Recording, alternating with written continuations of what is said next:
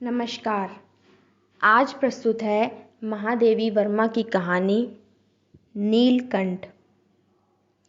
प्रयाग जैसे शांत और सांस्कृतिक आश्रम नगर में नखास कोना एक विचित्र स्थिति रखता है। जितने दंगे फसाद और छुरे चाकूबाजी की घटनाएं घटित होती हैं, सबका अशुभारंभ प्रायः नखास कोने से ही होता है। उसकी कुछ और भी अनोखी विशेषताएं हैं।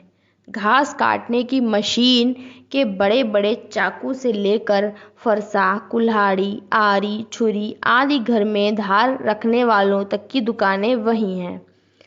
अतः गोंठिल चाकू छुरी को पैना करने के लिए दूर जाने की आवश्यकता नहीं है। आँखों का सरकारी अस्पताल भी वहीं प्रतिष्ठित है। शत्रु मित्र की पहचान करने के लिए दृष्टि कमजोर हो गई हो तो वहाँ ठीक कराई जा सकती है, जिससे कोई भी भूल होने की संभावना न रहे। इसके अतिरिक्त एक और अस्पताल उसी कोने में गरिमापूर्ण ऐतिहासिक स्थिति रखता है। आहत मुमूर्ष व्यक्ति की दृष्टि से यह विशेष सुविधा है। यदि अस्पताल के अंतःकड़ों में स्थान न मिले, यदि डॉक्टर नर्स आदि का दर्शन दुर्लभ रहे, तो बरामदे, पोर्टिको आदि में विश्राम प्राप्त हो सकता है। और यदि वहाँ भी स्थान अभाव हो, तो अस्पताल के कंपाउंड में मरने का संतोष तो प्राप्त हो ही सकता है। हमारे देश में अस्पताल साधारण जन को अंतिम यात्रा में संतोष देने के लिए ही तो हैं। किसी प्रकार घसीट कर, टांग कर उस सीमा रेखा में पहुंचा आने पर बीमार और उसके परिचारकों को एक अनिर्वचनीय आत्मिक सुख प्राप्त होता है। इससे अधिक पाने की न उसकी कल्पना है न मांग। कम से कम इस व्यवस्था ने अंतिम समय में मुख में गंगाजल, तुलसी, सोना डालने की समस्या तो सुलझा ही दी है। यहाँ मत्स्य क्रय विक्रय केंद्र भी है और तेल फुलेल की दुकान भी, मानो दुर्गंध सुगंध में समरसता स्थापित करने का अनुष्ठान है। पर नकास खोने में प्रति मेरे आकर्षण का कारण उपयुक्त विशेषताएं नहीं हैं। वस्तुतः यह स्थान मेरे खरगोश, कबूतर, मोर, चकोर आदि जीव जंतुओं का कारागार भी है। अस्पताल के सामने की पटरी पर कई छोटे छोटे घर और बरामदे हैं, जिनमें ये जीव जंतु तथा इनके कठिन हृदय जेलर दोनों निवास करते हैं। छोटे बड़े अनेक पिंजरे बरामदे में और बाहर रखे रहते हैं, जिनमें 2 खरगोशों के रहने के स्थान में 25 और 4 चिड़ियों के रहने के स्थान में 50 भरी रहती हैं। इन छोटे जीवों को हंसने रोने के लिए भिन्न ध्वनियाँ नहीं मिली हैं, अतः इनका महाकलरव, महाक्रंदन भी हो तो आश्चर्य नहीं। इन जीवों के कष्ट निवारण का कोई उपाय न सूझ पाने पर भी मैं आपको उस ओर जाने से नहीं रोक पाती। किसी पिंजड़े में पानी न देखकर उसमें पानी रखवा देती हूँ। दाने का अभाव हो तो दाना डलवा देती हूँ। कुछ चिड़ियों को खरीदकर उड़ा देती हूँ। जिनके पंख काट दिए गए हैं उन्हें ले आती हूँ, परंतु फिर जब उस ओर पहुंच जाती हूँ, सब कुछ पहले जैसा ही कष्टकर मिलता है। उस दिन एक अतिथि को स्टेशन पहुंचाकर लौट रही थी कि चिड़ियों और खरगोशों की दुकान का ध्यान आ गया और मैंने ड्राइवर को उसी ओर चलने का आदेश दिया। बड़े मियाँ चिड़िया वाले की दुकान के निकट पहुंचते ही उन्होंने सड़क पर आकर ड्राइवर को रुकने का संकेत दिया। मेरे कोई प्रश्न करने के पहले ही उन्होंने कहना आरंभ किया, सलाम गुरुजी, पिछली बार आने पर आपने मोर के बच्चों के लिए पूछा था। शंकरगढ़ से एक चिड़ी मार के 2 मोर के बच्चे पकड़ लाया है। एक मोर है, एक मोरनी। आप पाल लें। मोर के पंजों से दवा बनती है, सो ऐसे ही लोग खरीदने आए थे। आखिर मेरे सीने में भी तो इंसान का दिल है। मारने के लिए ऐसी मासूम चिड़ियों को कैसे दे दूं? टालने के लिए मैंने कह दिया, गुरुजी ने मंगवाए हैं। वैसे ये कमबख्त रोजगार ही खराब है। बस पकड़ो पकड़ो, मारो मारो। बड़े मियाँ के भाषण की तूफान मेल के लिए कोई निश्चित स्टेशन नहीं है। सुनने वाला थक कर जहाँ रोक दे वहीं स्टेशन मान लिया जाता है। इस तथ्य के परिचित होने के कारण ही मैंने बीच में ही उन्हें रोक कर पूछा, मोर के बच्चे हैं कहाँ? बड़े मियाँ के हाथ के संकेत का अनुसरण करते हुए मेरी दृष्टि एक तार के छोटे से पिंजरे तक पहुंची, जिसमें तीतरों के समान 2 बच्चे बैठे थे। मोर है यह मान लेना कठिन था। इनका संकीर्ण था कि वे पक्षी शावक जाली के गोल फ्रेम में कसे जड़े चित्र जैसे लग रहे थे। मेरे निरीक्षण के साथ साथ बड़े मियाँ की भाषण मेल चली आ रही थी। ईमान कसम गुरुजी, चिड़ीमार ने मुझसे इस मोर के जोड़े के नकद 30 रुपए लिए हैं। 12 का? भाई जरा सोच तो, अभी इनमें मोर की कोई खासियत भी है कि तू इतनी बड़ी कीमत ही मांगने चला? पर मैं मुझे क्यों सुनने लगा। आपका ख्याल करके अस्ता पस्ता कर देना ही पड़ा। अब आप जो मुनासिब समझें। अस्तु 30 चिड़ीमार के नाम के और 5 बड़े मियाँ के ईमान के देकर जब मैंने वह छोटा पिंजरा कार में रखा, मानो वह जाली के चौखटे का चित्र जीवित हो गया। दोनों पक्षी शावकों के छटपटाने से लगता था मानो पिंजरा ही सजीव और उड़ने योग्य हो गया है। घर पहुंचने पर सब कहने लगे, तीतर है, मोर कहकर ठग लिया। कदाचित अनेक बार ठगे जाने के कारण ही ठगे जाने की बात मेरे चिढ़ जाने की दुर्बलता बन गई है। अप्रसन्न होकर मैंने कहा, मोर के क्या सुरखाब के पर लगे हैं? है तो पक्षी ही। और तीतर बटेर क्या लंबी पूंछ न होने के कारण उपेक्षा योग्य पक्षी है? चिढ़ा दिए जाने के कारण संभवतः उन दोनों पक्षियों के प्रति मेरे व्यवहार और यत्न में कुछ विशेषता आ गई। पहले अपने पढ़ने लिखने के कमरे में उनका पिंजड़ा रखकर उसका दरवाजा खोला। फिर 2 कटोरों में सत्तू की छोटी छोटी गोलियां और पानी रखा। वे दोनों चूहेदानी जैसे पिंजड़े से निकलकर कमरे में मानो खो गए। कभी मेज के नीचे घुस गए, कभी अलमारी के पीछे। अंत में इस लुका छिपी से थककर उन्होंने मेरी रद्दी कागजों की टोकरी को अपने नए बसेरे का गौरव प्रदान किया। 2-4 दिन वे इसी प्रकार दिन में इधर उधर गुप्तवास करते और रात में रद्दी की टोकरी में प्रकट होते रहे। फिर आश्वस्त हो जाने पर कभी मेरी मेज पर, कभी कुर्सी पर और कभी मेरे सिर पर अचानक आविर्भूत होने लगे। खिड़कियों में तो जाली लगी थी, पर दरवाजा मुझे निरंतर बंद रखना पड़ता था। खुला रखने पर चित्रा, मेरी बिल्ली, इन नवागंतुकों का पता लगा सकती थी और तब उसकी शोध का क्या परिणाम होता, यह अनुमान करना कठिन नहीं है। वैसे वह चूहों पर आक्रमण नहीं करती, परंतु यहाँ तो सर्वथा अपरिचित पक्षियों की अनधिकृत चेष्टा का प्रश्न था। उसके लिए दरवाजा बंद रहे और ये दोनों ऐरे गहरे मेरी मेज को अपना सिंहासन बना लें, यह स्थिति चित्रा जैसी अभिमानिनी मार्जारी के लिए असह्य ही कही जाएगी। जब मेरे कमरे का कायाकल्प चिड़िया खाने के रूप में होने लगा, तब मैंने बड़ी कठिनाई से दोनों चिड़ियों को पकड़कर जाली के बड़े घर में पहुंचाया, जो मेरे जीव जंतुओं का सामान्य निवास है। दोनों नवागंतुकों ने पहले से रहने वालों में वैसा ही कौतूहल जगाया जैसा नववधु के आगमन पर परिवार में स्वाभाविक है।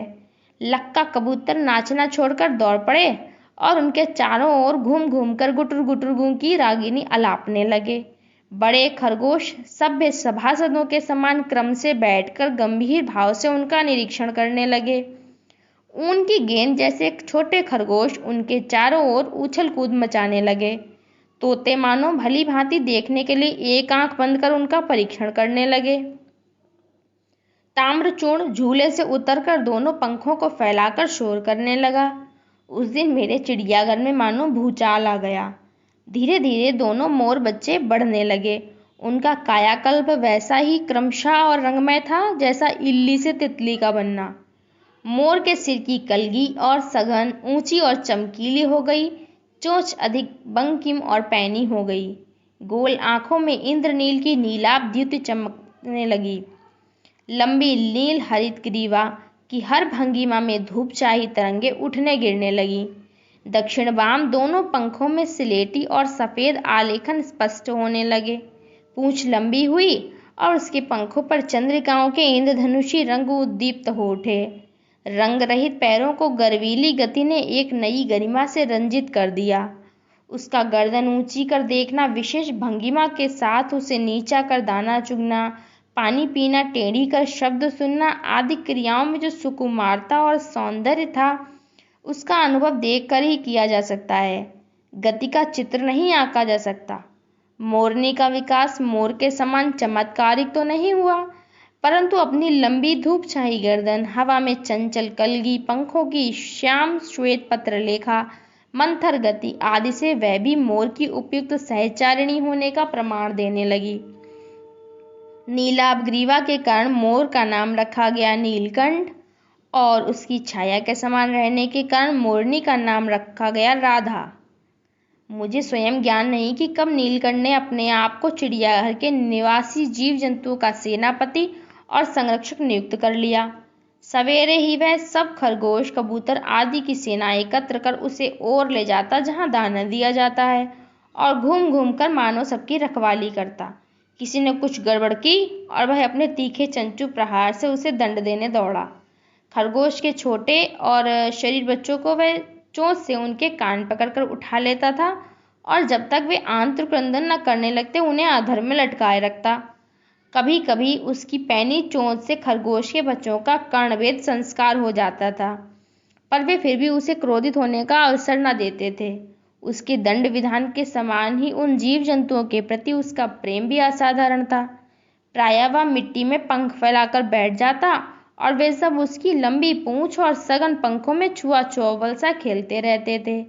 एक दिन उसके अपत्य स्नेह का हमें ऐसा प्रमाण मिला कि हम विस्मित हो गए। कभी कभी खरगोश, कबूतर आदि सांप के लिए आकर्षण बन जाते हैं और यदि जाली के घर में पानी निकालने के लिए बनी नालियों में कोई खुली रह जाए तो उसका भीतर प्रवेश पा लेना सहज हो जाता है। ऐसी ही किसी स्थिति में एक सांप जाली के भीतर पहुंच गया। सब जीव जंतु भागकर इधर उधर छिप गए। केवल एक शिशु खरगोश सांप की पकड़ में आ गया। निगलने के प्रयास में सांप ने उसका आधा पिछला शरीर तो मुंह में दबा रखा था, शेष आधा जो बाहर था उससे ची ची का स्वर भी इतना तीव्र नहीं निकल सकता था कि किसी को स्पष्ट सुनाई पड़े। नीलकंठ दूर ऊपर झूले में सो रहा था। उसी के चौकन्ने कानों ने उस मंद स्वर की व्यथा पहचानी और पंख पूंछ समेट कर सर से एक झपट्टे में नीचे आ गया। संभवतः अपनी सहज चेतना से ही उसने यह समझ लिया होगा कि सांप के फन पर चोंच मारने से खरगोश भी घायल हो सकता है। उसने सांप के फन के पास पंजों से दबाया और फिर चोंच से इतने प्रहार किए कि वह अधमरा हो गया। पकड़ ढीली पड़ते ही खरगोश का बच्चा मुख से निकल आया, परंतु निश्चेष्ट सा वहीं पड़ा रहा। राधा ने सहायता देने की आवश्यकता नहीं समझी, परंतु अपनी मंद केका से किसी असामान्य घटना की सूचना पर सब ओर प्रसारित कर दी। माली पहुंचा, फिर हम सब पहुंचे। नीलकंठ जब सांप के 2 खंड कर चुका तब उस शिशु खरगोश के पास गया और रात भर उसे अपने पंखों के नीचे उष्णता देता रहा। कार्तिकेय ने अपने युद्ध वाहन के लिए मयूर को क्यों चुना होगा, यह उस पक्षी का रूप और स्वभाव देखकर समझ में आ जाता है। मयूर कलाप्रिय वीर पक्षी है, हिंसक मात्र नहीं। इसी से उसे बाज, चील आदि की श्रेणी में नहीं रखा जा सकता, जिनका जीवन ही क्रूर कर्म है। नीलकंठ में उसकी जातिगत विशेषताएं तो थी ही, उनका मानवीकरण भी हो गया था। मेघों की सांवली छाया में अपने इंद्रधनुष के गुच्छे जैसे पंखों को मंडलाकार बनाकर जब वह नाचता था तब उस नृत्य में एक सहिजात लयताल रहता था। आगे पीछे दाहिने बाएं क्रम से घूमकर वह किसी अलक्ष्य सम पर ठहर ठहर जाता था। राधा नीलकंठ के समान नहीं नाच सकती थी, परंतु उसकी गति में भी छंद रहता था। वह नृत्य मग्न नीलकंठ के दाहिनी ओर के पंख को छूती हुई बाईं ओर निकल आती थी और बाएं पंख को स्पर्श कर दाहिनी ओर। इस प्रकार उसकी परिक्रमा में भी एक पूरक ताल का परिचय मिलता था। नीलकंठ ने कैसे समझ लिया कि उसका नृत्य मुझे बहुत भाता है, यह तो नहीं बताया जा सकता, परंतु अचानक एक दिन वह मेरे जाली घर के पास पहुंचते ही अपने झूले से उतरकर नीचे आ गया और पंखों का सतरंगी मंडलाकार छाता तानकर नृत्य की भंगिमा में खड़ा हो गया। तब से यह नृत्य भंगिमा नृत्य का क्रम बन गई। प्रायः मेरे साथ कोई न कोई देशी विदेशी अतिथि भी पहुंच जाता था और नीलकंठ की मुद्रा को अपने प्रति सम्मान सूचक समझकर विस्मयाभूत हो उठता था। कई विदेशी महिलाओं ने उसे परफेक्ट जेंटलमैन की उपाधि दे डाली। जिस नुकीली पैनी चोट से वह भयंकर विषधर को खंड खंड कर सकता था, उसी से मेरी हथेली पर रखे हुए भुने चने ऐसी कोमलता से हौले हौले उठाकर खाता था कि हंसी भी आती थी और विस्मय भी होता था। फलों के वृक्षों से अधिक उसे पुष्पित और पल्लवित वृक्ष भाते थे। वसंत में जब आम के वृक्ष सुनहली मंजरियों से लद जाते थे, अशोक नए लाल पल्लवों से ढक जाता था, तब जाली घर में वह इतना अस्थिर हो उठता था कि उसे बाहर छोड़ देना पड़ता। वह जब तक राधा को भी मुक्त न किया जाए, वह दरवाजे के बाहर ही उपालंब की मुद्रा में खड़ा रहता। मंजरियों के बीच उसकी नीलाभ झलक संध्या की छाया से सुनहले सरोवर में नीले कमल दलों का भ्रम उत्पन्न कर देती थी। हवा से तरंगायित अशोक के रक्तिम पत्तों में वह मूंगे के फलक पर मरकत से बना चित्र जान पड़ता था। नीलकंठ और राधा की सबसे प्रिय ऋतु तो वर्षा ही थी। मेघों के उमड़ आने से पहले ही वे हवा में उसकी सजल आहट पा लेते थे और तब उनकी मद्र केका की गूंज अनुगूंज तीव्र से तीव्रतर होती हुई मानो बूंदों के उतरने के लिए सोपान पक्ति बनने लगती थी। मेघ के गर्जन के ताल पर ही उनके तन्मय नृत्य का आरंभ होता और फिर मेघ जितना अधिक गरजता, बिजली जितनी अधिक चमकती, बूंदों की रिमझिमाहट जितनी तीव्र होती जाती, नीलकंठ के नृत्य का वेग उतना ही अधिक बढ़ता जाता और उसकी केका का स्वर उतना ही मंद से मंदतर होता जाता। वर्षा के थम जाने पर वह दाहिने पंजे से दाहिना पंख और बाएं पर बायां पंख फैलाकर सुखाता। कभी कभी वे दोनों एक दूसरे के पंखों से टपकने वाली बूंदों को चोंच से पी पी कर पंखों का गीलापन दूर करते रहते। इस आनंदोत्सव की रागिनी में बेमेल स्वर कैसे बज उठा, यह भी एक करुण कथा है। एक दिन मुझे किसी कार्य से नखास कोने से निकलना पड़ा और बड़े मियाँ ने पहले के समान कार को रोक लिया। इस बार किसी पिंजरे की ओर नहीं देखूंगी, यह संकल्प करके मैंने बड़े मियाँ की विरल दाढ़ी और सफ़ेद डोरे से कान में बंधी ऐनक को ही अपने ध्यान का केंद्र बनाया। पर बड़े मियाँ के पैरों के पास जो मोरनी पड़ी थी उसे अनदेखा करना कठिन था। मोरनी राधा जैसी ही थी। उसकी मूंछ से बंधे दोनों पंजों की उंगलियां टूटकर इस प्रकार एकत्र हो गई थी कि वह खड़ी ही नहीं हो सकती थी।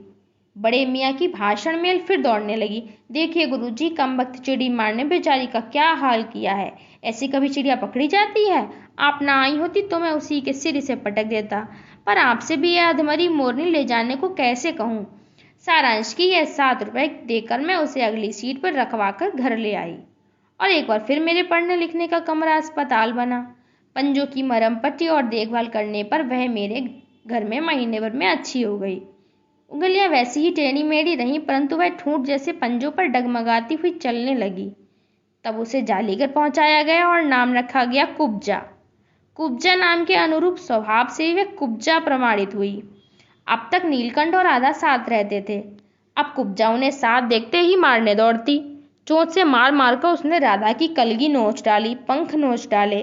कठिनाई यह थी कि नीलकंठ उससे दूर भागता था और वह उसके साथ रहना चाहती थी। न किसी जीव जंतु की उसकी मित्रता थी, न वह किसी को नीलकंठ के समीप आने देना चाहती थी। उसी बीच राधा ने 2 अंडे दिए जिनको वह पंखों में छिपाए बैठी रहती थी। पता चलते ही कुब्जा ने चोंच मार मार कर राधा को ढकेल दिया और फिर अंडे फोड़कर ठूंठ जैसे पैरों से सब ओर छितरा दिए। हमने उसे अलग किया तो उसने दाना पानी छोड़ दिया और जाली पर सिर पटक पटक कर घायल कर लिया। इस कलह को कोलाहल से उससे भी अधिक राधा की दूरी से बेचारे नीलकंठ की प्रसन्नता का अंत हो गया। कई बार वह जाली के घर से निकल भागा। कई बार वह दिन भर भूखा प्यासा आम की शाखाओं में छिपा बैठा रहा, जहां से बहुत पुचकार कर मैंने उतारा। एक बार मेरी खिड़की के शड़ पर छिपा रहा। मेरे दाना देने जाने पर वह सदा के समान अब भी पंखों को मंडलाकार बनाकर खड़ा हो जाता था, पर उसकी चाल में थकावट और आंखों में एक शून्यता रहती थी। अपनी अनुभवहीनता के कारण ही मैं आशा करती थी कि थोड़े दिनों के बाद एक दिन सवेरे जाकर देखा नीलकंठ पूंछ पंख फैलाए धरती पर उसी प्रकार बैठा हुआ है जैसे खरगोश के बच्चों को पंख में छिपाकर बैठता था। मेरे पुकारने पर भी उसके न उठने पर मुझे संदेह हुआ। वास्तव में नीलकंठ मर गया था। क्यों का उत्तर तो अब तक नहीं मिल सका है। न उसे कोई बीमारी हुई, न उसके रंग बिरंगे फूलों के स्तबक जैसे शरीर पर किसी चोट का चिन्ह मिला। मैं अपने शॉल में लपेटकर उसे संगम ले गई। जब गंगा की बीज धार में उसे प्रवाहित किया गया तो पंखों की चंद्रिकाओं से बिंबित प्रतिबिंबित होकर गंगा का चौड़ा घाट एक विशाल मयूर के समान तरंगित हो उठा। नीलकंठ के न रहने पर राधा तो निश्चित सी कई दिनों कोने में बैठी रही। वह कई बार भागकर लौट आया था, अतः वह प्रतीक्षा के भाव से द्वार पर दृष्टि लगाए रहती थी। पर कुब्जा ने कोलाहल के साथ खोज ढूंढ आरंभ की। खोज के क्रम में वह प्रायः जाली का दरवाजा खुलते ही बाहर निकल आती थी और आम, अशोक, कचनार आदि की शाखाओं में नीलकंठ को ढूंढती रहती थी। एक दिन वह आम से उतरी ही थी कि कजली अल्सेशियन कुत्ती के सामने पड़ गई। स्वभाव के अनुसार उसने कजली पर चोंच से प्रहार किया। परिणामतः कजली के 2 दांत उसकी गर्दन पर लग गए। इस बार उसका कलह, कोलाहल और द्वेष प्रेम भरा जीवन बचाया ना जा सका। परंतु इन 3 पक्षियों ने मुझे पक्षी प्रकृति की विभिन्नता का जो परिचय दिया है, वह मेरे लिए विशेष महत्व रखता है। राधा प्रतीक्षा में ही दुकेली है। आषाढ़ में जब आकाश मेघाच्छन्न हो जाता है, तब वह कभी ऊंचे झूले पर और कभी अशोक की डाल पर अपनी केका को तीव्र से तीव्रतर करके नीलकंठ को बुलाती रहती है। तो ये थी आज की कहानी नीलकंठ। आई होप आपको अच्छी लगी होगी। सुनने के लिए धन्यवाद। आपका दिन शुभ हो। I'll make it happen with some work and belief. Know what I want, so I'll take it on.